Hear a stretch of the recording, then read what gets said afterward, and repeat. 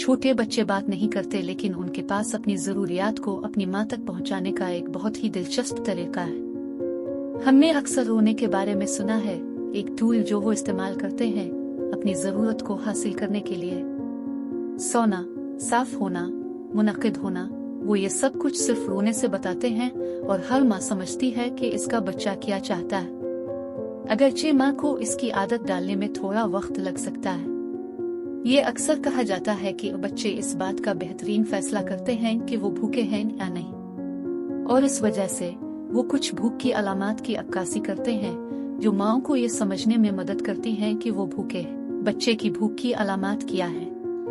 बच्चों की भूख से मुताल्लिक ये इशारे 3 हिस्सों में तकसीम होते हैं।